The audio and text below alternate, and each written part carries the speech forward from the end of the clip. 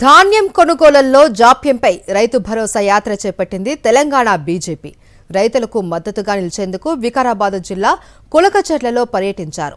6 గాలం శ్రమించి రైతులు ధాన్యం పండిస్తే ప్రభుత్వం దగ్గర సరైన అంచనాలు కూడా లేవు అని ఆరోపించారు బీజేపీ నేతలు. ఎస్టిమేషన్ లేకపోవడం వల్లనే ధాన్యం కొనుగోలుల్లో ఇబ్బందులు తలెత్తుతూ ఉన్నాయని మండిపడ్డారు. మరో వారం రోజుల్లో వర్షాలు కురిస్తే రైతులు తీవ్ర ఇబ్బందులు ఎదుర్కొంటారు అని, ఈలోపే ధాన్యం కొనుగోలు పూర్తి చేయాలి అని డిమాండ్ చేశారు. ఈరోజు రైతులు తీవ్రమైనటువంటి ఇబ్బందుల్లో గోసలో ఉంటే ఈ రాష్ట్ర ప్రభుత్వానికి అసలు దీని మీద సోయి కూడా లేదు. ఫ్యూచర్ సిటీ, దాని యొక్క real estate, Hyderabad development, employment అని బ్యానర్ ఐటమ్లు రాసి కంప్లీట్గా మాయ చేస్తున్నారు తప్ప ఈరోజు రైతు కడుపులంతా వాళ్ళు దేవేసినట్లు అవుతుంది. రైతులకు పంటలు తీసుకొచ్చి ఇక్కడ కళ్ళాలకెళ్ళి తీసుకొచ్చి కొనుగోలు కేంద్రాల్లో పోసుకొని వారాలు నెలలు తీసుకొని నిలబడుతుంటే వాళ్ళకు రోజుకయ్యేటటువంటి పని అంతా దండగా టైం అంతా వదులుకొని వచ్చి నిలబడాలి, కూర్చోవాలి. వాన పడితే వానకు నానే, ఎండ పడితే ఎండకెండే.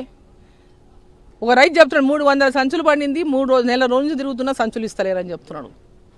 ఇట్లా ప్రతి ఒక్క రైతు ప్రతి ఒక్క బాధ వాళ్ళని సుత్తిలేకి దబ్బడానికి కూడా వాళ్ళే కొనుక్కొచ్చుకుంటున్నారు, రైతులే కొనుక్కొచ్చుకుంటున్నారు. ప్రభుత్వం ఇచ్చేటటువంటి ఆ సుత్తిలి దబ్బడం పైసలు కూడా వీళ్ళు జేబులో నింపుకుంటున్నారు, వాళ్ళకి ఇవ్వకుండా, రైతులకు ఇవ్వకుండా.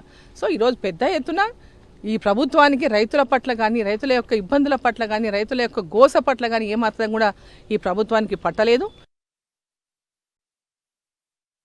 ఇంకా వారం రోజులైతే వర్షాలు పడతాయి.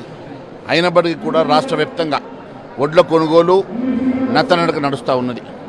అనేక సార్లు ప్రభుత్వం దృష్టికి తీసుకెళ్ళినా కూడా ప్రభుత్వం పట్టించుకోవడం లేదు. రైతుల గోస పట్టించుకొని ఈ ప్రభుత్వానికి బుద్ధి చెప్పాలని, వారికి 80% ఇప్పటికీ కొనుగోలు జరిగిందని అబద్ధం చెప్తున్న ముఖ్యమంత్రి గారికి మీరు ఇచ్చిన స్టేట్మెంట్ తప్పని, ఇంకా ఎక్కడికక్కడ వడ్లు కళ్ళల్లో పడున్నాయని చూపించడానికి రావడం జరిగింది.